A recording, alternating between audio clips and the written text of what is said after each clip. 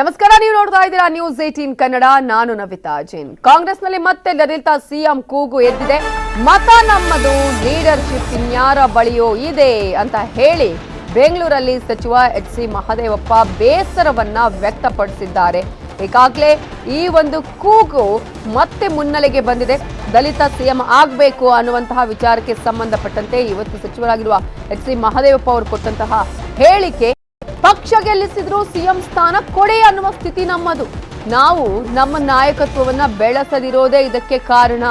ನಾವು ಸಿಎಂ ಆಗಿಲ್ಲ, ಅಂಬೇಡ್ಕರ್ ಬಳಿಕ ದಲಿತ ನಾಯಕ ಸಿಗ್ಲಿಲ್ಲ ಅನ್ನುವ ಬೇಸರವನ್ನ ವ್ಯಕ್ತಪಡಿಸಿದ್ದಾರೆ. ಡಾಕ್ಟರ್ ಜಿ ಪರಮೇಶ್ವರ್, ಖರ್ಗೆ ಅವರಾಗ್ಲಿ ನಾನಾಗ್ಲಿ ನೀತಿ ರೂಪಿಸುವ ಜಾಗದಲ್ಲಿಲ್ಲ. ನಾವು ಸಿಎಂ ಆಗ್ಲಿಲ್ಲ, ಅಂಬೇಡ್ಕರ್ ಬಳಿಕ ಮತ್ತೊಬ್ಬ ದಲಿತ ನಾಯಕ ಸಿಗ್ಲಿಲ್ಲ. ಕರ್ನಾಟಕದಲ್ಲಿ ಪ್ರಭಾವಿ ದಲಿತ ನಾಯಕರಿದ್ರು, ಸಿಎಂ ಸ್ಥಾನ ಸಿಗ್ಲಿಲ್ಲ ಅಂತ ಹೇಳಿ ರಾಜ್ಯ ಮಟ್ಟದ ಎಸ್ಸಿ ಎಸ್ಟಿ ನೌಕರರ ಸಮಾವೇಶದಲ್ಲಿ ಮಾತನಾಡಿದ ಅವರು, ಮಲ್ಲಿಕಾರ್ಜುನ ಖರ್ಗೆ, ಪ್ರಿಯಾಂಕ್, ನಾನು ಪಾಲಿಸಿ ಮೇಕಿಂಗ್ ಸ್ಥಾನದಲ್ಲಿ ಇಲ್ಲ ಅಂತ ಬೇಸರ ವ್ಯಕ್ತಪಡಿಸಿದರು. ಒಗ್ಗಟ್ಟಾಗಿ ಓಟ್ ಕೊಟ್ಟು ನಮಗೆ ಮುಖ್ಯಮಂತ್ರಿ ಕೊಡಿ ಅಂತ ಕೇಳ್ತಕ್ಕಂಥ ಪರಿಸ್ಥಿತಿ ನಿರ್ಮಾಣ ಅಂದ್ರೆ ಕಾರಣ ಯಾರು ಅಂದ್ರೆ ನಾವೇ. ಯಾಕೆಂದ್ರೆ we are not following our leader, we are not ready by one leader. Siddaramaiah ಯಾಕೆ ಮುಖ್ಯಮಂತ್ರಿ ಆದರು? ಯಡಿಯೂರಪ್ಪ ಯಾಕೆ ಮುಖ್ಯಮಂತ್ರಿ ಆದರು? ದೇವೇಗೌಡರು ಯಾಕೆ ಮುಖ್ಯಮಂತ್ರಿ ಆದರು? ಜನ ಬೆಂಬಲ ಹೋಗಿದೆ. ನಾವೆಲ್ಲ ಕಣ್ಣು ಮುಚ್ಕೊಂಡು ಯಾರು ಬೇಕೋ ಓಟ್ ಹಾಕ್ತಿದ್ದೀವಿ. ಓಟು ನಮ್ದಿದೆ, ಲೀಡರ್ಶಿಪ್ ಇನ್ಯಾರ್ದೋ ಇದೆ. ಪಾಲಿಸಿ ಮೇಕಿಂಗ್ ಜಾಗದಲ್ಲಿ ನಮ್ಮ ಜನ ಕೂತ್ಕೋಬೇಕು ಅಂತ ಯಾಕೆ ಬೇಡಿಕೆ ಹೇಳಿದ್ದಾರೆ? ಇದ್ದಿದ್ದಲ್ಲ ಬೇಡಿಕೆಗಳನ್ನ ಇದು ಬಗೆಹರಿಸಕ್ಕೆ. I am not in policy making chair. Doctor Paramesh is not in policy making chair. Kharge is not in policy making chair. Because all of you are not followed a leader. ನಾವು ಒಗ್ಗಟ್ಟಾಗಿ ದಲಿತರು ಸಿಎಂ ಆಗ್ಲಿಲ್ಲ ಅನ್ನುವ ಹೇಳಿಕೆಯ ವಿಚಾರಕ್ಕೆ ಸಂಬಂಧಪಟ್ಟ ಹಾಗೆ ಎಚ್ ಸಿ ಮಹದೇವಪ್ಪ ಹೇಳಿಕೆಗೆ ಪ್ರಿಯಾಂಕ್ ಖರ್ಗೆ ಅವರು ಪ್ರತಿಕ್ರಿಯೆಯನ್ನ ಕೊಟ್ಟಿದ್ದಾರೆ. ಈಗಾಗಲೇ ಈ ವಿಚಾರ ಇದು ಅಪ್ರಸ್ತುತ ಚರ್ಚೆ ಅಂತ ಹೇಳಿದ್ದಾರೆ ಸಚಿವ ಪ್ರಿಯಾಂಕ್ ಖರ್ಗೆ ಅವರು. ಎಚ್ ಸಿ ಮಹದೇವಪ್ಪ ಅವರು ಈಗಾಗಲೇ ಈ ಕಾರ್ಯಕ್ರಮದಲ್ಲಿ ಮಾತನಾಡಿದಂತಹ ವಿಚಾರಕ್ಕೆ ಸಂಬಂಧಪಟ್ಟ ಹಾಗೆ ಪ್ರಿಯಾಂಕ್ ಖರ್ಗೆ ಅವರ ಹೆಸರನ್ನು ಕೂಡ ಉಲ್ಲೇಖ ಮಾಡಿದ್ರು ಆ ಕಾರ್ಯಕ್ರಮದಲ್ಲಿ. ಆದರೆ ಇದೇ ವಿಚಾರಕ್ಕೆ ಸಂಬಂಧಪಟ್ಟಂತೆ ಪ್ರಿಯಾಂಕ್ ಖರ್ಗೆ ಅವರ ರಿಯಾಕ್ಷನ್ ಕೇಳಿದ್ರೆ, ಈಗ ಈ ವಿಚಾರ ಅಪ್ರಸ್ತುತ ಚರ್ಚೆ ಅನ್ನುವಂತಹ ಮಾತನ್ನ ಹೇಳಿದ್ದಾರೆ.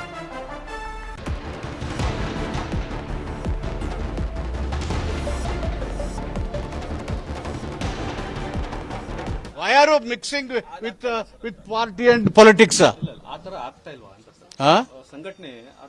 ಆಗಿದ್ದಾರೆ ಅವರು, ಈಗ ಎಚ್ಚೆತ್ತಿದ್ದಾರೆ ಆಗ್ತಾರೆ. ಅದು ಆಗಿರೋದು ಕೆಲವು ಕಾಂಗ್ರೆಸ್ ಪಾರ್ಟಿ 4 ರಾಜ್ಯಗಳಲ್ಲಿ ಮುಖ್ಯಮಂತ್ರಿ ಮಾಡಿರೋದು ತೋರ್ಸಪ್ಪ. ಇನ್ನು ಯಾವ ಪಾರ್ಟಿ ಮಾಡಿದ್ದಾರೆ ಮುಖ್ಯಮಂತ್ರಿನ? ಹೇಳಿ, ಎಲ್ಲಿ ಮಾಡಿದ್ದಾರೆ ಹೇಳಿ. ಇಂಥ ಕಡೆ ಆಗಿದ್ದಾರೆ ಅಂತ ಹೇಳಿ ಮಾತಾಡೋರೆಲ್ಲ ಹೇಳಿಪ್ಪ, ಎಲ್ಲಿ ಕೊಡ್ಸಿದಿರಿ? ಇಲ್ಲ ರೀ, ಪಾಲಿಸಿ ಅಂದ್ರೆ ಚೀಫ್ ಮಿನಿಸ್ಟರ್ ಆದ್ರೆ ಪಾಲಿಸಿ ಮಾಡ್ತಾರೆ, ಪ್ರಧಾನಮಂತ್ರಿ ಆದ್ರೆ ಡಿಸಿಷನ್ ಮಾಡ್ತಾರೆ. ಕ್ಯಾಬಿನೆಟ್ ಅನ್ನೋದು ಒಂದು collective responsibilities. Decision making is different. ಅದು cabinet is a forum of highest policy making body. ಅದ್ರಲ್ಲಿ ನಾವು ಮೆಂಬರ್ಸ್, ಮಿನಿಸ್ಟರ್ಗಳು. ಗೊತ್ತಾಯ್ತಾ? How that's how constitution functions. ಲೋಕಸಭೆ ಸ್ಪರ್ಧೆ ವಿಚಾರಕ್ಕೆ ತಾವು ಕೂಡ ಸ್ಪರ್ಧೆ ಮಾಡ್ತೀರಿ ಅಂತ ಪದೇ ಯಾಕಪ್ಪ ಹೇಳ್ತೀರಿ? I made my stand very clear. I am not an contender ಅಂತ ನಾನು ನಿಲ್ಲಲ್ಲ ಅಂತ ಹೇಳಿದ್ರು. ಪದೇ ಅವರಿಬ್ಬರ ನೇತೃತ್ವದಲ್ಲಿ ನೋಡಿ, ಸದ್ಯಕ್ಕೆ ಅವೆಲ್ಲ ಅಪ್ರಸ್ತುತ ಚರ್ಚೆ. ಮಾನ್ಯ ಸಿದ್ದರಾಮಯ್ಯ ಅವರು ನಮ್ಮ ಮುಖ್ಯಮಂತ್ರಿಗಳಿದ್ದಾರೆ, ಅವರ ಸಮ್ಮುಖದಲ್ಲಿ ಸರ್ಕಾರ ನಡೀತಾ ಇದೆ. ಉಪಮುಖ್ಯಮಂತ್ರಿಗಳು ಕೂಡ ಸರ್ಕಾರದಲ್ಲಿದ್ದಾರೆ, PCC ಅಧ್ಯಕ್ಷರಾಗಿದ್ದಾರೆ. ಇವರಿಬ್ಬರ ನೇತೃತ್ವದಲ್ಲಿ 5 ಗ್ಯಾರಂಟಿಗಳನ್ನು ನಾವು ಜನರಿಗೆ ಕೊಟ್ಟಿದ್ದೀವಿ. 4,60,00,000 ಜನ ಇವತ್ತು ಈ ಸವಲತ್ತನ್ನು ಪಡೀತಾ ಇದ್ದಾರೆ. ಅವರಿಬ್ಬರ ನೇತೃತ್ವದಲ್ಲಿ ನಾವು ಕಳೆದ ಚುನಾವಣೆ ಮಾಡಿದ್ದೀವಿ. 136 ಸೀಟ್ ಬಂದಿದೆ. BJP ಅವರಿಗೆ ಈ ನಂಬರ್ ಸರಿಯಾಗಿ ತಿಳ್ಕೊಳಕ್ಕೆ ಹೇಳಿ, 136. ಅದಕ್ಕೆ ಈಗ ಲೋಕಸಭಾ ಚುನಾವಣೆಯಲ್ಲೂ ಕೂಡ ಅವರ ಒಂದು ನೇತೃತ್ವದಲ್ಲಿ ಹೋಗ್ತೀವಿ. ಖಂಡಿತವಾಗೂ 15ರಿಂದ 20 ಸೀಟ್ ಬಂದೇ ಬರ್ತದೆ ನೋಡಿ. ಇದರ ಬಗ್ಗೆ ಇನ್ನಷ್ಟು ಡೀಟೇಲ್ಸ್ ಕೊಡೋದಕ್ಕೆ ನಮ್ಮ ರಿಪೋರ್ಟರ್ ಹೆಬ್ಬಾಕ ತಿಮ್ಮೇಗೌಡ ನೇರ ಸಂಪರ್ಕದಲ್ಲಿ ಜಾಯ್ನ್ ಆಗಿದ್ದಾರೆ. ತಿಮ್ಮೇಗೌಡ್ರೆ, ಈಗಾಗಲೇ ದಲಿತ ಸಿಎಂ ಕೂಗು ಮತ್ತೆ ಮುನ್ನೆಲೆಗೆ ಬಂದಿದೆ. ಈಗಾಗಲೇ ಈ ಸಲ ಹೇಳಿರೋದು HC ಮಹದೇವಪ್ಪ ಅವರು ಈಗಾಗಲೇ ನಾವು ಡಿಸಿಷನ್ ಮೇಕಿಂಗ್ ಆ ಒಂದು ಸ್ಥಾನದಲ್ಲಿ ಇಲ್ಲ ಅನ್ನುವಂಥ ಹೇಳಿಕೆಯನ್ನು ಕೊಡ್ತಾನೆ. ಮತ್ತೆ ಈಗ ಒಂದಷ್ಟು ಸ್ಪಷ್ಟೀಕರಣ ಕೊಡುವಂತಹ ಪ್ರಯತ್ನ ಕೂಡ ಮಾಡಿದ್ರು. ಏನೆಲ್ಲ ಪರಿಣಾಮಗಳಾಗುವ ಚಾನ್ಸಸ್ ಇದೆ? ನವಿತಾ ಜೈನ್ ಬಹಳ ಮುಖ್ಯವಾಗಿ ಸಂಸತ್ ಚುನಾವಣೆಗೆ ತಾನು ಸ್ಪರ್ಧೆ ಮಾಡೋದಿಲ್ಲ ಅನ್ನುವಂಥ ನಿಟ್ಟಲ್ಲಿ ನೇರವಾಗಿ ಮುಖ್ಯಮಂತ್ರಿ ಸಿದ್ದರಾಮಯ್ಯನವ್ರ ಮುಂದೆ ಬಹಿರಂಗ ಅಸಮಾಧಾನವನ್ನು ತೊಡ್ಕೊಂಡಿರ್ತಕ್ಕಂಥ ಸಮಾಜ ಕಲ್ಯಾಣ ಇಲಾಖೆ ಡಾಕ್ಟರ್ HC ಮಹದೇವಪ್ಪನವರು ಇದೀಗ ದಲಿತ ಸಿಎಂ ಕಾರ್ಡ್ ಅನ್ನ ಪ್ಲೇ ಮಾಡೋದಕ್ಕೆ ಮುಂದಾಗಿರ್ತಕ್ಕಂಥದ್ದು ನೋಡಿ. ನಿನ್ನೆ ನಡೆದಂತ SC ST ಸರ್ಕಾರಿ ನೌಕರರ ಸಮಾವೇಶದಲ್ಲಿ ಮಾತನಾಡಿರುವಂತ ಅವರು ಏನು ಓಟು ನಮ್ಮ ಕೈಲಿದೆ, ಆದ್ರೆ ಲೀಡರ್ಶಿಪ್ ಇನ್ಯಾರ ಕೈಲೋ ಇದೆ. ಏನು ದಲಿತರು ಸಿಎಂ ಆಗುವಂತ ಎಲ್ಲ ನಾಯಕತ್ವ ಅಂದ್ರೆ ಸಮರ್ಥ ನಾಯಕ ದಲಿತ ನಾಯಕರು ಕರ್ನಾಟಕದಲ್ಲಿ ಇದ್ರೂ ಕೂಡ ಈವರೆಗೆ ದಲಿತ ಸಿಎಂ ಆಗೋದಕ್ಕೆ ಆಗ್ಲಿಲ್ಲ ಅನ್ನುವಂತ ಮಾತನ್ನ ಗಂಭೀರವಾಗಿ ಉಲ್ಲೇಖ ಮಾಡಿರ್ತಕ್ಕಂಥದ್ದು. ಬದಲಾಗಿ ನಾನಾಗ್ಲಿ ಪರಮೇಶ್ವರ್ ಆಗ್ಲಿ ಖರ್ಗೆ ಆಗ್ಲಿ ಪಾಲಿಸಿ ಮೇಕರ್ಗಳಲ್ಲ, ನೀತಿ ರೂಪಿಸುವಂತ ನಾವು ಜಾಗದಲ್ಲಿಲ್ಲ ಅನ್ನುವಂಥ ಒಂದು ಮಾತನ್ನು ಹೇಳೋದ್ರ ಮುಖಾಂತರ ಮುಖ್ಯಮಂತ್ರಿ ಸಿದ್ದರಾಮಯ್ಯನವರ ವಿರುದ್ಧ ಪರೋಕ್ಷವಾಗಿ ಅಸಮಾಧಾನವನ್ನ ವ್ಯಕ್ತಪಡಿಸಿದ್ರ ಅಂತದೊಂದು ಚರ್ಚೆಯನ್ನ ಹುಟ್ಟುಹಾಕಿರ್ತಕ್ಕಂಥದ್ದು ನಿನ್ನೆ ಮಹದೇವಪ್ಪನವರು ಕೊಟ್ಟಿರ್ತಕ್ಕಂಥ ಒಂದು ಹೇಳಿಕೆ. ಹಾಗಾದ್ರೆ ಮಹದೇವಪ್ಪನವರು ಈ ಒಂದು ಸಂದರ್ಭದಲ್ಲಿ ಲೋಕಸಭಾ ಚುನಾವಣೆಯ ಹೊಸ್ತಿಯಲ್ಲಿ ಇಂಥದ್ದೊಂದು ಹೇಳಿಕೆಯನ್ನ ಕೊಟ್ಟಿದ್ದಾದ್ರು ಏಕೆ ಅನ್ನೋದನ್ನ ನೋಡೋದಾದ್ರೆ, ಚಾಮರಾಜನಗರ ಲೋಕಸಭಾ ಕ್ಷೇತ್ರದಿಂದ ಏನು ತಮ್ಮ ಪುತ್ರ ಸುನಿಲ್ ಬೋಸ್ ಅವರು ಕಣಕ್ಕಿಳಿದ್ರೆ ಅದು ಹಿನ್ನಡೆ ಆಗುತ್ತೆ ಅನ್ನುವಂತ ನಿಟ್ಟಲ್ಲಿ ಆಂತರಿಕ ಸಮೀಕ್ಷಾ ವರದಿ ಸಿಎಂ ಸಿದ್ದರಾಮಯ್ಯನವರ ಕೈ ತಲುಪಿರ್ತಕ್ಕಂಥ ಹಿನ್ನೆಲೆಯಲ್ಲಿ ಇದೀಗ ನಿಮ್ಮ ಪುತ್ರ ಸುನಿಲ್ ಬೋಸ್ ಅವರು ಬೇಡ, ನೀವೇ ಕಂಟೆಸ್ಟ್ ಅನ್ನ ಮಾಡಿ ಚಾಮರಾಜನಗರ ಲೋಕಸಭಾ ಕ್ಷೇತ್ರದಿಂದ ನೀವೇ ಸೂಕ್ತ ಅಭ್ಯರ್ಥಿ ಎನ್ನುವಂತ ನಿಟ್ಟಲ್ಲಿ ಎಲ್ಲೋ ಒಂದ್ ಕಡೆಯಾಗಿ ಉಪಮುಖ್ಯಮಂತ್ರಿ DK ಶಿವಕುಮಾರ್ ಅವರ ಶಿಫಾರಸ್ಸಿಗೆ ಸಿದ್ದರಾಮಯ್ಯನವರು ಕೂಡ ಎಲ್ಲೋ ಒಂದ್ ಕಡೆಗೆ ಸಮ್ಮತಿಯನ್ನ ಸೂಚಿಸಿದ್ರ.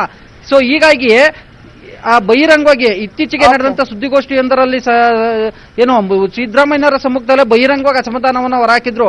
ನಾವು ನಿಲ್ಲೋದಕ್ಕೆ ರೆಡಿ ಇಲ್ಲ, ಬೇಕಾದ್ರೆ ಸಿದ್ದರಾಮಯ್ಯನವರು ಮತ್ತೆ ಉಪಮುಖ್ಯಮಂತ್ರಿ DK ಶಿವಕುಮಾರ್ ಸಮರ್ಥರಿದ್ರೆ ಅವ್ರು ಬೇಕಾದ್ರೆ ಪಾರ್ಲಿಮೆಂಟ್ ನಿಂತ್ಕೊಳ್ಳಿ ಎನ್ನುವಂತ ನಿಟ್ಟಲ್ಲಿ ಗರಂ ಆದಂತ ಒಂದು ಪ್ರಸಂಗವೂ ಕೂಡ ಕಂಡು ಬಂದಿತ್ತು.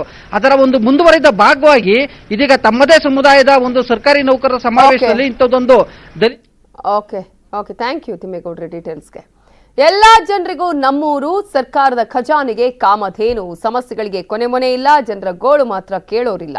ಮಹಾನಗರಿಯ ಸಂಕಷ್ಟಗಳ ಸರಮಾಲೆ, ಪ್ರತಿ ವಾರ್ಡ್ನ ಅಸಲಿ ಚಿತ್ರಣ. ಬೆಂಗಳೂರು ವಾಯ್ಸ್, ರಾಜಧಾನಿ ಜನಮನ.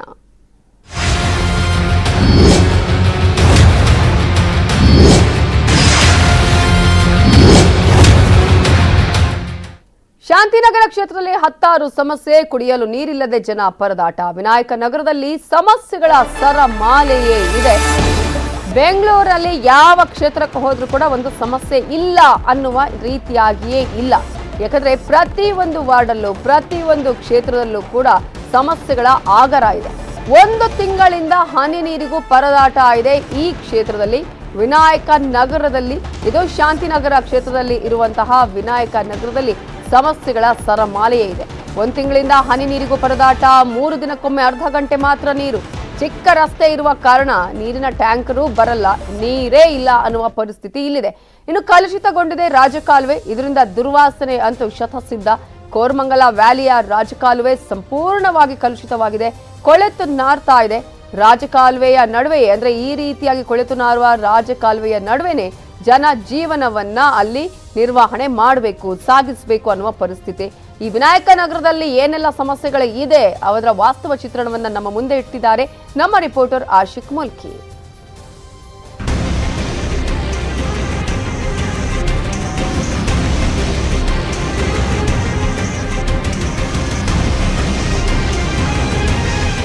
ಇವತ್ತಿನ ಆ ಬೆಂಗಳೂರು ವಾಯ್ಸ್ನಲ್ಲಿ ಶಾಂತಿನಗರ ವಿಧಾನಸಭಾ ಕ್ಷೇತ್ರದ ವ್ಯಾಪ್ತಿಗೆ ಬರುವಂತಹ ವಿನಾಯಕ್ ನಗರ ಆ ಒಂದು ಏರಿಯಾದಲ್ಲಿ ಇರುವಂತಹ ನೀರಿನ ಸಮಸ್ಯೆ ಜೊತೆಗೆ ಆ ವಾರ್ಡ್ನಲ್ಲಿ ಇರುವಂಥ ಬೇರೆ ಬೇರೆ ಸಮಸ್ಯೆಗಳ ಬಗ್ಗೆ ಜನರ ಬಗ್ಗೆ ನಾವು ಮಾತಾಡಿಸ್ತಾ ಹೋಗೋಣ. ಇಲ್ಲೂ ಕೂಡ ಪ್ರಮುಖವಾಗಿರುವಂಥದ್ದು ನಾವು ನೋಡ್ಬೋದು. ಇಲ್ಲಿ ಒಂದು ಏರಿಯಾ ಏನಿದೆ, ಇಲ್ಲಿ ಸಾಕಷ್ಟು ಸಮಸ್ಯೆ ಇರುವಂಥದ್ದು ಕುಡಿಯುವ ನೀರಿನದ್ದು ಮತ್ತು ಸಹಜವಾಗಿ ಬೆಂಗಳೂರಿನ ಅತಿ ದೊಡ್ಡ ಸಮಸ್ಯೆ ಆಗಿರುವಂಥ ತ್ಯಾಜ್ಯ ವಿಲೇವಾರಿ.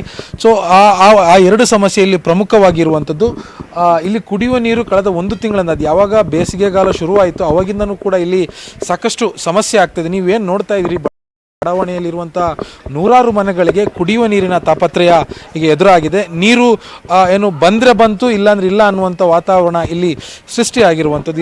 ಇಲ್ಲಿನ ವಾಸ್ತವ, ಇಲ್ಲಿನ ಜನರು ಕೂಡ ಬಹಳ ಸಮಸ್ಯೆಯನ್ನು ಎದುರಿಸ್ತಾ ಇದ್ದಾರೆ. ಅವರು ಕೂಡ ನಮ್ಮ ಜೊತೆಗೆ ಈಗ ಮಾತಾಡ್ತಾರೆ. ಇಲ್ಲಿನ ಏನು ಕುಡಿಯುವ ನೀರು ಕಳೆದ 1 ತಿಂಗಳಿನಿಂದ ನಮಗೆ ಬಹಳಷ್ಟು ತೊಂದರೆ ಆಗ್ತದಕ್ಕೆ ಸಂಬಂಧಪಟ್ಟಿರುವಂಥ ಜಲಮಂಡಳಿ ಆಗಲಿ, BBMP ಆಗಲಿ, ಅಥವಾ ಏನು ಸ್ಥಳೀಯ ಜನಪ್ರತಿನಿಧಿಗಳಾಗಲಿ ಯಾರೂ ಕೂಡ ನಮ್ಮನ್ನು ವಿಚಾರಿಸ್ತಿಲ್ಲ ಅನ್ನುವಂಥ ಒಂದು ಆಕ್ರೋಶವನ್ನು ಕೂಡ ಅವರು ಹೇಳ್ತಾ ಇದ್ರು. ಸೊ ಹೀಗಾಗಿ ಆ ವಾಸ್ತವದಲ್ಲಿ ಇನ್ನೇನೇನು ಸಮಸ್ಯೆ ಇದೆ ಅನ್ನೋದ್ರ ಬಗ್ಗೆ ಖುದ್ದು ನಾವು ಇಲ್ಲಿನ ಸ್ಥಳೀಯರನ್ನೇ ಮಾತಾಡಿಸಿ ತಿಳ್ಕೊಳ್ಳೋಣ.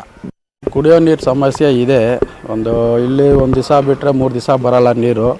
ಈ ಪಾಯಿಂಟಲ್ಲಂತೂ ಸಿಕ್ಕಾಪಟ್ಟೆ ತೊಂದರೆ ಇದೆ. 10 ಸತಿ ರೆಡಿ ಮಾಡ್ತಾರೆ, ಬಟ್ ಅದೆಲ್ಲೋ ಲೀಕ್ ಆಗೋದ್ರಿಂದ ಈ ರೋಡಲ್ಲಿ ಸಿಕ್ಕಾಪಟ್ಟೆ ನೀರಿನ ಸಮಸ್ಯೆ ಇದೆ. ಕುಡಿಯೋಕ್ಕೆ ನೀರು ಒಂದು ಮನೆಗೆ ಬಂದರೆ ಒಂದು ಮನೆಗೆ ಬರಲ್ಲ, ಆ ಥರ ಸಮಸ್ಯೆ ಇಲ್ಲಿ ಸಿಕ್ಕಾಪಟ್ಟೆ ಇದೆ ಸರ್. ಮೈನು ಇಲ್ಲೇನೋ ಪ್ರಾಬ್ಲಮ್ ಆಗಿದೆಪ್ಪ ಜಾಯಿಂಟು, ಅದನ್ನ ಅವರು ರೆಡಿ ಮಾಡ್ತೀನಿ ಅಂತ ಮಾಡ್ತಾರೆ. ಅದೇ ಆಗ್ಬಿಟ್ಟಿರೋರು ಸರ್. ಈಗ ಅದೇ ತೊಂದರೆ ಸಮಸ್ಯೆ ಆಗಿರೋದು. ಟ್ಯಾಂಕರ್ ಇಲ್ಲಿ ಒಳಗಡೆ ಬರಲ್ಲ. BBMP ಅವ್ರು ಯಾವುದೂ ಬರ್ತಾ ಇಲ್ಲ ಸರ್, ಒಳಗಡೆ ಯಾವುದೂ ಬರ್ತಾ ಇಲ್ಲ. ಇಲ್ಲ ಬರ್ತಾ ಇಲ್ಲ. ಅದೇನೋ ಅಲ್ಲಿ ಕೆಲಸ ನಡೀತಾ ಇದೆ. ಅದೇನು ಅದು ಸುಮಾರು ವರ್ಷದಿಂದ ನಡೀತಾನೆ ಇದೆ. ಬಟ್ ಅವರು 1-2 ದಿವಸ ಮಾಡ್ತಾರೆ, 1 ವಾರ ಮಾಡಲ್ಲ. ಅವರು ಹಿಂಗಿದೆ ಸರ್ ನಮ್ಮ ಪರಿಸ್ಥಿತಿ. ಇಲ್ಲಿ ಯಾರು ಕೇಳಲ್ಲ, ಹೇಳಲ್ಲ. ಇಲ್ಲ, ಇಲ್ಲಿ ಕಾರ್ಪೊರೇಟ್ರು ಇಲ್ಲ ಇವಾಗ ಸದ್ಯಕ್ಕೆ. ಅದೇ ಆಗಿರೋ ಸಮಸ್ಯೆ ಇವಾಗ ನಮಗೆ. ಆಗಲೇ 1 ತಿಂಗಳಿಂದನೇ ಸರಿಯಾಗಿ ಬರ್ತಾ ಇಲ್ಲ. ಬೇಸಿಗೆ ಕಾಲ ಶುರುವಾದಾಗಿಂದ ಹೌದು, ಬೇಸಿಗೆ ಕಾಲ ಶುರುವಾದಾಗಿಂದ ಬರ್ತಾ ಇಲ್ಲ ಸರಿಯಾಗಿ. ನೀರು ಬಿಟ್ಟಿಲ್ಲ ಅಂದ್ರೆ ಹೆಂಗೆ ಅಂತ ಕುಡಿಯೋಕೆ ಏನು ಮಾಡೋದು? ಬೋರ್ ನೀರು ಕೇಳ್ತೀವಿ, ಅದನ್ನ ಅಯ್ಯಪ್ಪ ಬಿಡಲ್ಲ. ಏನು ಮಾಡೋದು? 1 ಅವರ್ ಬಿಡಪ್ಪ ಅಂತೀವಿ, ಅದನ್ನು ಬಿಡಲ್ಲ. ಅದನ್ನು ಬಿಡಲ್ಲ. ನೀರಿಲ್ದ ಮತ್ತೆ ಹೆಂಗೆ ಜೀವನ ಮಾಡೋದು? ಏನು ಮಾಡೋದು? ಬರೋ ನೀರನ್ನೇ ಸ್ವಲ್ಪ ಬಳಸ್ಕೊಳ್ಳೋದು ಅಷ್ಟೇ. ಬಿಟ್ಟರೆ ಬೇರೆ ಏನು ಮಾಡಕ್ಕೆ? ಏನು ಮಾಡೋಕ್ಕಾಗಲ್ಲ, ನಮ್ಗೆ ಬೋರು ಇಲ್ಲ. ಬೋರು ಇಲ್ಲ. ಆ ನೀರೇ. ಇನ್ನು 2 ತಿಂಗಳು ಬೇಸಿಗೆ ಕಾಲ. ಅದೇ ಏನು ಮಾಡೋದು, ಹಂಗೆ ಅಂತಾರೆ. ಶಿವಕುಮಾರ್ ಕೌನ್ಸಿಲರ್ ಅವ್ರಿಗೂ ಹೇಳಿದ್ವಿ. ಅವರು ಎಲ್ಲ ಟ್ಯಾಂಕ್ ತಂದು ಇಟ್ಟಿದ್ದಾರೆ, ಮತ್ತು ವ್ಯವಸ್ಥೆ ಮಾಡ್ತೀನಿ ಅಂತ ಹೇಳಿದ್ದಾರೆ. ನೀರಿಂದು ಈ ಥರ ಸಮಸ್ಯೆ ಇದೆ. ಕಾಲುವೆ ಇದೆಯಲ್ಲ, ಕೆಲಸ ಶುರು ಮಾಡಿ 3-4 ವರ್ಷ ಆಯಿತು ಅನ್ಸುತ್ತೆ. ಆಗ್ತಾ ಇದೆ. ಅದು ಸ್ಲೋಲಿ ಆಗ್ತಾ ಇದೆ. ಈ ಬ್ರಿಡ್ಜ್ ಹೊಡೆದಾಕಿದ್ದಾರೆ, ಅದನ್ನು ಮಾಡ್ತಾ ಇದ್ದಾರೆ. ಅದೇ ನಮಗೆ ನಾವು ಏನು ಮಾಡೋದು? ರಿಕ್ವೆಸ್ಟ್ ಮಾತ್ರ ಮಾಡೋಕ್ಕಾಗುತ್ತೆ. ಇದು ಕೇಳಿದ್ರೆ ಕಾವೇರಿಯಲ್ಲೇ ನೀರಿಲ್ಲ, ಮಳೆ ಬರ್ತಾ ಇಲ್ಲ. ಇದು ಅಲ್ಲ, ಕಮ್ಮಿ ಬರ್ತಾ ಇದೆ ಅಂತ ನಮ್ಗೆ ಹೆಂಗೆ ಕೊಡೋದು ಅಂತ ಯಾರು ಹೇಳ್ತಾ ಇಲ್ಲ. ಕಮ್ಮಿ ಬರ್ತಾ ಇದೆ, ಇರೋದ್ರಲ್ಲಿ ಅಡ್ಜಸ್ಟ್ ಮಾಡಿ ಅಂತಾನೆ ಟ್ಯಾಂಕ್ ತಂದು ಇಕ್ಕಿದ್ದಾರೆ. ಅದೇ 1 ತಿಂಗಳಲ್ಲೇ ಈಗ ಬೇಸಿಗೆ ಶುರು ಆದಮೇಲೆ ಸಮಸ್ಯೆ ಆಗ್ತಾ ಇರೋದು. ಈಗ ಮುಂದೆ 2 ತಿಂಗಳು ಮತ್ತೆ ಬೇಸಿಗೆ ಇರುತ್ತೆ. ಏನು ಮಾಡೋದು ನಮ್ಗೆ ಅರ್ಥನೇ ಆಗ್ತಾ ಇಲ್ಲ. ಈಗ ಬೇರೆ ಕಾರ್ಪೊರೇಟರ್ ಬೇರೆ ಇಲ್ಲ. ಹೌದು, ಅದು ದೊಡ್ಡ ಸಮಸ್ಯೆ. ಅದನ್ನು ನಾವು ಹೇಳಿದ್ರೆ ಏನು ಮಾಡೋದು? ಈಗ ನಾವು ನಮ್ಮ ಡ್ಯೂಟಿ ಬೇರೆ ಇಲ್ಲ, ಯಾವ್ದ್ರೂ ನಾವು ವ್ಯವಸ್ಥೆ ಮಾಡ್ತಾ ಇದ್ದೀವಿ ಅಂತ ಮಾಡಿಕೊಡ್ತಾ ಇದ್ದಾರೆ. ಶಿವಕುಮಾರ್ ಅವರು ಮಾಡ್ತಾರೆ. ಇನ್ನು ಅವ್ರೇನಾರು ಬಂದರೆ ಇನ್ನು ಮುಂದಕ್ಕೆ ಇಲ್ಲ ಕೆಲಸ ಮಾಡಿಸ್ಬೋದು. ಯಾರು ಫೋನ್ ಮಾಡಿದ್ರೆ ಆಯಿತು ಅಷ್ಟೇ. ಬರೋವಾಗ ಬಂದರೆ ನಿಮಗೆ ಗೊತ್ತಾಗುತ್ತೆ. ನೀರು ಬರ್ತದೆ, ಅರ್ಧ ಇದ್ರಿಗೆ ಬರ್ತದೆ, ಇಲ್ಲಿಂದ ಆಚೆ ಮೇಲೆ ನೀರು ಹತ್ತದ. ಈ ಮನೆಗಳಿಗೆಲ್ಲ ನೀರು ಬರೋದಿಲ್ಲ. ತುಂಬ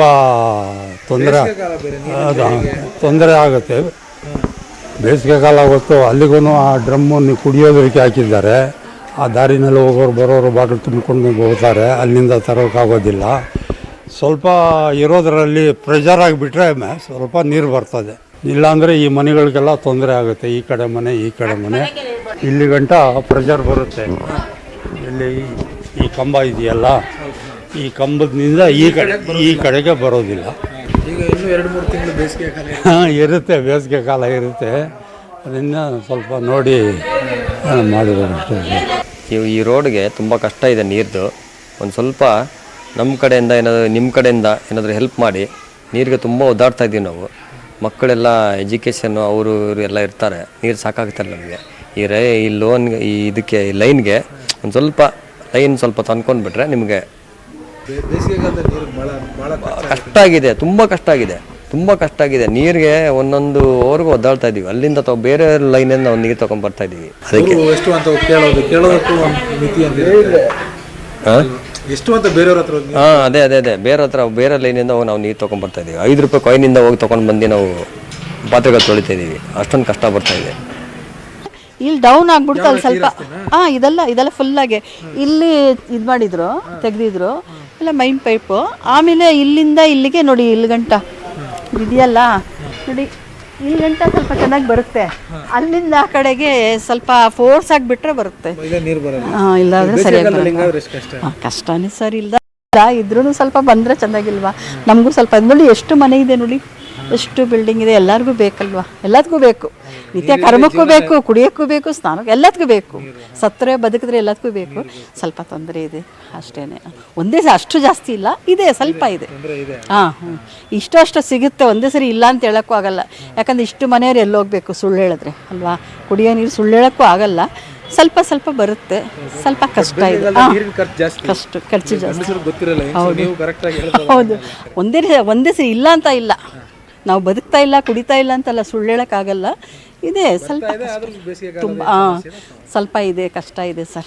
ಈ ವಿನಾಯಕ್ ನಗರದಲ್ಲಿ ಕುಡಿಯುವ ನೀರಿನ ಜೊತೆಗೆ ಮತ್ತೊಂದು ಪ್ರಮುಖ ಸಮಸ್ಯೆ ಏನು ಅಂತಂದ್ರೆ, ನೀವೇನೀಗ ದೃಶ್ಯಗಳಲ್ಲಿ ನೋಡ್ತಾ ಇದ್ದೀರಿ, ಈ ಒಂದು ರಾಜಕಾಲುವೆ, ಈ ಕೋರಮಂಗಲ ವ್ಯಾಲಿ ಅನ್ನುವಂಥ ರಾಜಕಾಲುವೆ ಸಂಪೂರ್ಣವಾಗಿ ಕಲುಷಿತಗೊಂಡಿರುವಂಥ ಹಿನ್ನೆಲೆಯಲ್ಲಿ ಇದು ಎಲ್ಲೆಲ್ಲಿ ಹಾದು ಹೋಗ್ತಾ ಇರುತ್ತೋ ಅಲ್ಲೆಲ್ಲವೂ ಕೂಡ ಗಬ್ಬೆದ್ದು ನಾರ್ತಾ ಇದೆ. ಪ್ರಮುಖವಾಗಿ ನೀವೇನು ದೃಶ್ಯದಲ್ಲಿ ನೋಡ್ತಾ ಇದ್ದೀರಿ, ಇದು ವಿನಾಯಕ್ ನಗರದಲ್ಲಿ ಹಾದು ಹೋಗ್ತಾ ಇರುವಂಥ ರಾಜಕಾಲುವೆ, ಇದು ಕೋರಮಂಗಲ ವ್ಯಾಲಿ ರಾಜಕಾಲುವೆ. ಈ ರಾಜಕಾಲುವೆ ಸಂಪೂರ್ಣವಾಗಿ ಕಲುಷಿತಗೊಂಡಿದೆ. ಇದನ್ನು ಹೂಳೆತ್ತಿ ಇಲ್ಲಿ ಒಂದು ಪ್ರಾಪರ್ ಆಗಿರುವಂಥ ನೀರು ಹರಿಯೋದಕ್ಕೆ ಒಂದು ವ್ಯವಸ್ಥೆಯನ್ನು BBMP ಮಾಡಬೇಕಿತ್ತು, ಆದರೆ ಇನ್ನೂ ಕೂಡ ಮಾಡಿಲ್ಲ. ಈ ಒಂದು ರಾಜಕಾಲುವೆಯಲ್ಲಿ ಬರೋಬ್ಬರಿ 350 ಕೋಟಿ ರೂಪಾಯಿ ಇನ್ವೆಸ್ಟ್ ಮಾಡಿ ಒಂದು K100 ವ್ಯಾಲಿ ಅನ್ನುವಂಥ ಪ್ರಾಜೆಕ್ಟನ್ನು ಕೂಡ ಕೈಗೆತ್ಕೊಂಡಿತ್ತು ಕಳೆದ 4 ವರ್ಷಗಳ ಹಿಂದೆ, ಆದರೆ ಇನ್ನೂ ಕೂಡ ಕಾಮಗಾರಿ ಪೂರ್ಣಗೊಂಡಿಲ್ಲ. ಇದರಿಂದಾಗಿ ಈ ಒಂದು ಕಲುಷಿತಗೊಂಡಿರುವಂಥ ನೀರಿನಿಂದಾಗಿ ಇಲ್ಲಿ ಈ ಒಂದು ಏರಿಯಾದಲ್ಲಿ ಏನು ಗಬ್ಬೆದ್ದು ನಾರ್ತಾ ಇರುವಂಥದ್ದು ಮತ್ತು ಮಕ್ಕಳಲ್ಲೂ ಕೂಡ ಸಾಕಷ್ಟು ಆರೋಗ್ಯದ ಸಮಸ್ಯೆ ಕೂಡ ಇಲ್ಲಿನ ಜನರು ಎದುರಿಸ್ತಾ ಇರುವಂಥದ್ದು, ಮತ್ತು ವೃದ್ಧರು ಯಾರು ಇರ್ತಾರೆ ಅವ್ರಿಗೂ ಕೂಡ ಸಾಕಷ್ಟು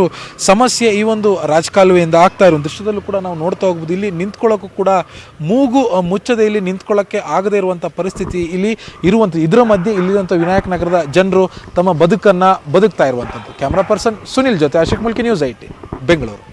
ವೆಲ್ಕಮ್ ಬ್ಯಾಕ್. ರಾಜ್ಯದಲ್ಲಿ ಮತ್ತೊಂದು ದೊಡ್ಡ ಭ್ರೂಣ ಹತ್ಯೆ ಜಾಲ ಪತ್ತೆಯಾಗಿದೆ. ಇದು ರಾಜಧಾನಿ ಬೆಂಗಳೂರಲ್ಲಿ 74 ಭ್ರೂಣ ಹತ್ಯೆಯ ಆರೋಪ ಕೇಳಿ ಬಂದಿರೋದು. ನೆಲಮಂಗಲದ ಆಸರೆ ಆಸ್ಪತ್ರೆಯಲ್ಲಿ ಭ್ರೂಣ ಹತ್ಯೆಯ ಆರೋಪ ಕೇಳಿದ್ದು, ರಾಜ್ಯದಲ್ಲಿ ಈಗ ಮತ್ತೊಂದು ದೊಡ್ಡ ಭ್ರೂಣ ಹತ್ಯೆಯ ಜಾಲ ಪತ್ತೆಯಾಗಿದೆ. ಕೂಡ ಮಂಡ್ಯದಲ್ಲಿ ಆಗಿರುವಂತಹ ವಿಚಾರವನ್ನ ನಾವು ಗಮನಿಸಬಹುದು. ಈಗ ನೆಲಮಂಗಲದಲ್ಲಿ ಇರುವಂತಹ ಆಸರೆ ಆಸ್ಪತ್ರೆಯಲ್ಲಿ ಇಂತಹ ಭ್ರೂಣ ಹತ್ಯೆಯ ಆರೋಪ ಕೇಳಿ ಬಂದಿದೆ. ಆಸ್ಪತ್ರೆ ಮಾಲೀಕ ರವಿಕುಮಾರ್ ವಿರುದ್ಧ FIR ದಾಖಲಾಗಿದ್ದು, ನೆಲಮಂಗಲ ಟೌನ್ ಠಾಣೆಗೆ ದೂರನ್ನು ಕೊಟ್ಟಿದ್ದಾರೆ DHO. ಬಹುತೇಕ ಗರ್ಭಪಾತಗಳ ಅಲ್ಟ್ರಾಸೌಂಡ್ ರಿಪೋರ್ಟೇ ಇಲ್ಲಿ ನಾಪತ್ತೆಯಾಗಿದೆ. ಆಪರೇಷನ್ ಥಿಯೇಟರ್ನಲ್ಲಿ ಮಾತ್ರ ಗರ್ಭಪಾತದ ರಿಜಿಸ್ಟರ್ನಲ್ಲಿ ಗರ್ಭಪಾತ ಮಾಡಿರುವುದು ಉಲ್ಲೇಖವಾಗಿದೆ. ಪೊಲೀಸರಿಂದ ಆಸ್ಪತ್ರೆಯ ಮಾಲೀಕ ರವಿಕುಮಾರ್ಗಾಗಿ ಹುಡುಕಾಟವನ್ನ ಮಾಡಲಾಗ್ತಾ ಇದೆ. ಈಗಾಗಲೇ ನೆಲಮಂಗಲ ಟೌನ್ ಠಾಣೆಗೆ ದೂರು ಕೊಟ್ಟಿದ್ದಾರೆ DHO. ಬಹುತೇಕ ಗರ್ಭಪಾತಗಳ ಅಲ್ಟ್ರಾಸೌಂಡ್ ರಿಪೋರ್ಟೇ ಅಲ್ಲಿ ನಾಪತ್ತೆಯಾಗಿದ್ದು, ಆಪರೇಷನ್ ಥಿಯೇಟರ್ನಲ್ಲಿ ಮಾತ್ರ ಗರ್ಭಪಾತದ ರಿಜಿಸ್ಟರ್ನಲ್ಲಿ ಗರ್ಭಪಾತ ಮಾಡಿರುವುದು ಉಲ್ಲೇಖ ಆಗಿದ್ರೆ, ಈಗಾಗಲೇ ಅಲ್ಟ್ರಾಸೌಂಡ್ ರಿಪೋರ್ಟೇ ಅಲ್ಲಿ ನಾಪತ್ತೆಯಾಗಿದೆ. ಪೊಲೀಸರಿಂದ ಆಸ್ಪತ್ರೆ ಮಾಲೀಕ ರವಿಕುಮಾರ್ಗಾಗಿ ಹುಡುಕಾಟವನ್ನ ನಡೆಸಲಾಗ್ತಾ ಇದೆ. ಈ ಹಿಂದೆ ಇದೇ ರೀತಿಯಾದಂತಹ ಭ್ರೂಣ ಪತ್ತೆ ಮಾಡಿ ಹತ್ಯೆ ಮಾಡಿದಂತಹ ಪ್ರಕರಣಗಳನ್ನು ಕೂಡ ನಾವು ಗಮನಿಸಿದ್ವಿ. ದೊಡ್ಡ ಮಟ್ಟದ ಈ ಒಂದು ಜಾಲ ಇದ್ದಿದ್ದನ್ನು ಕೂಡ ನಾವು ಗಮನಿಸಿದ್ವಿ. ಆದರೆ ಈಗ ರಾಜಧಾನಿ ಬೆಂಗಳೂರಲ್ಲಿ ನೆಲಮಂಗಲದ ಒಂದು ಆಸರೆ ಅನ್ನುವಂತಹ ಆಸ್ಪತ್ರೆಯಲ್ಲಿ ಇಂತಹ ಭ್ರೂಣ ಹತ್ಯೆಯ ಆರೋಪ ಕೇಳಿ ಬಂದಿರುವಂತದ್ದು. ಇದರ ಬಗ್ಗೆ ಇನ್ನಷ್ಟು ಡೀಟೇಲ್ಸ್ ಕೊಡೋದಕ್ಕೆ ನಮ್ಮ ರಿಪೋರ್ಟರ್ ಮಂಜುನಾಥ್ ಈಗ ಫೋನ್ ಸಂಪರ್ಕದಲ್ಲಿ ಜಾಯ್ನ್ ಆಗಿದ್ದಾರೆ. ಮಂಜುನಾಥ್, ಈಗಾಗಲೇ ಎಷ್ಟು ಈ ಭ್ರೂಣ ಹತ್ಯೆಯನ್ನ ಮಾಡಲಾಗಿತ್ತು, ಈಗಾಗಲೇ ದೂರು ದಾಖಲ ಆಗಿತ್ತಾ ಮೊದಲೇ, ಹೇಗೆ ಈ ಒಂದು ಪ್ರಕರಣಕ್ಕೆ ಸಂಬಂಧಪಟ್ಟ ಹಾಗೆ ಪೊಲೀಸರ ತನಿಖೆಯಲ್ಲಿ ಏನೆಲ್ಲ ಮಾಹಿತಿ ಲಭ್ಯ ಆಗಿದೆ?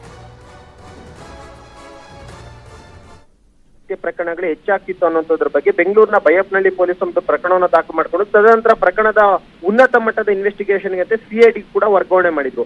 ಇದರ ಬೆನ್ನಲ್ಲಿ ಈಗ ನೆಲಮಂಗಲದ ಒಂದು ಖಾಸಗಿ ಆಸ್ಪತ್ರೆಯಲ್ಲಿ ಕೂಡ ಸುಮಾರು 74 ಭ್ರೂಣಗಳನ್ನ ಹತ್ಯೆ ಮಾಡಿರುವಂತದ್ದು ಈಗಾಗಲೇ ಗೊತ್ತಾಗಿದೆ. ತಾಲೂಕಿನ ಕುಟುಂಬ ಕಲ್ಯಾಣ ಇಲಾಖೆ ಅಧಿಕಾರಿಗಳು ಆಸ್ಪತ್ರೆಗೆ ಹೋಗಿ ಪರಿಶೀಲನೆ ಮಾಡಿದಂತ ಸಂದರ್ಭದಲ್ಲಿ ಆ ಒಂದು ರಿಜಿಸ್ಟರ್ ನಲ್ಲಿ ಯಾರಿಗೆಲ್ಲ ಇವರು ಭ್ರೂಣ ಹತ್ಯೆ ಮಾಡಿದ್ರು ಆ ಒಂದು ರಿಜಿಸ್ಟರ್ ನಲ್ಲಿ ಉಲ್ಲೇಖ ಮಾಡಿದ್ರು. ಅದನ್ನ ಡಾಕ್ಯುಮೆಂಟ್ ಅನ್ನ ವೆರಿಫೈ ಮಾಡಿದಂತ ಸಂದರ್ಭದಲ್ಲಿ ಯಾವುದೇ ರೀತಿಯ ದಾಖಲಾತಿಗಳು ಸಿಕ್ಕಿಲ್ಲ. ಬದಲಾಗಿ ಕೇವಲ ರಿಜಿಸ್ಟರ್ ನಲ್ಲಿ ಏನವರು ಒಂದಷ್ಟು ಉಲ್ಲೇಖ ಮಾಡಿದ್ರು ಅದು ಮಾತ್ರ ಆಪರೇಷನ್ ಥಿಯೇಟರ್ ನ ಒಳಭಾಗದಲ್ಲಿ ಪತ್ತೆಯಾಗಿತ್ತು. ಇಮಿಡಿಯೇಟ್ ಆಗಿ ಅಲ್ಲಿನ ವೈದ್ಯಾಧಿಕಾರಿಗಳಿಗೆ ಒಂದು ರೀತಿ ಅಂದ್ರೆ ಯಾರು ದಾಳಿಯನ್ನ ಮಾಡಿದ್ರು ಆ ಒಂದು ದಾಳಿ ಮಾಡಿದಂತ ವೈದ್ಯಾಧಿಕಾರಿಗಳಿಗೆ ಅನುಮಾನ ಬರುತ್ತೆ. ತಕ್ಷಣವೇ ನೆಲಮಂಗಲ ಟೌನ್ ಪೊಲೀಸ್ ಸ್ಟೇಷನ್ಗೆ ಹೋಗಿ ಒಂದು ದೂರನ್ನು ಕೂಡ ದಾಖಲು ಮಾಡ್ತಾರೆ. ಅಂದ್ರೆ ಅವರ ಒಂದು ಪರಿಶೀಲನೆಯ ಸಂದರ್ಭದಲ್ಲಿ ಸುಮಾರು 74 ಭ್ರೂಣ ಹತ್ಯೆಗಳನ್ನ ಈ ಒಂದು ಖಾಸಗಿ ಆಸ್ಪತ್ರೆಯಿಂದ ಮಾಡಿರುವಂತದ್ದು ಪತ್ತೆ ಆಗುತ್ತೆ. ಇಮಿಡಿಯೇಟ್ ಆಗಿ ಒಂದು FIR ಅನ್ನ ಕೊಡ್ತಾರೆ. ಸದ್ಯಕ್ಕೆ ಆ ಒಂದು ಖಾಸಗಿ ಆಸ್ಪತ್ರೆಯ ಒಂದು ಮಾಲೀಕ ರವಿಕುಮಾರ್ ಈತನ ಮೇಲೆ ಒಂದು ದೂರನ್ನ ದಾಖಲು ಮಾಡ್ತಾರೆ. ಯಾವಾಗ ಈ ಒಂದು ಪ್ರಕರಣದ ಸಂಬಂಧವಾಗಿ FIR ಆಗುತ್ತೋ ತಕ್ಷಣ ಪೊಲೀಸರು ಕೂಡ ಹೋಗಿ ಈಗಾಗಲೇ ಒಂದು ಆಸ್ಪತ್ರೆಯನ್ನು ಪರಿಶೀಲನೆ ಮಾಡ್ತಾರೆ. ಪರಿಶೀಲನೆ ಮಾಡಿದಂತ ಸಂದರ್ಭದಲ್ಲಿ ಅಲ್ಲಿದ್ದಂತ ಸಿಬ್ಬಂದಿಯವರು ಈ ಒಂದು ವಿಚಾರವನ್ನು ಯಾರು ಕೂಡ ಹೇಳೋದಿಲ್ಲ. ಸದ್ಯಕ್ಕೆ ಮಾಲೀಕ ಏನು ನಾಪತ್ತೆಯಾಗಿದ್ದು ಆತನಿಗೋಸ್ಕರ ಈಗ ಹುಡುಕಾಟವನ್ನು ಮಾಡ್ತಾರೆ. ಬಹುತೇಕ ಈ ಒಂದು ಆಸರೆ ಆಸ್ಪತ್ರೆಯ ಮಾಲೀಕ ರವಿಕುಮಾರ್ ಈತ ಬಂಧನದ ಬಳಿಕ ಬಹುತೇಕ ಎಷ್ಟು ಭ್ರೂಣ ಹತ್ಯೆಗಳನ್ನ ಮಾಡಿದ್ರು ಮತ್ತು ಒಂದೊಂದು ಭ್ರೂಣ ಹತ್ಯೆಗೂ ಎಷ್ಟೆಷ್ಟು ಹಣವನ್ನು ಇವರು ಪಡ್ಕೊಳ್ತಾ ಇದ್ರು ಅಂತ ಬಗ್ಗೆ ಕಂಪ್ಲೀಟ್ ಆದಂತ ಮಾಹಿತಿ ಸಿಗುತ್ತೆ Navitha. Okay, thank you Manjunath.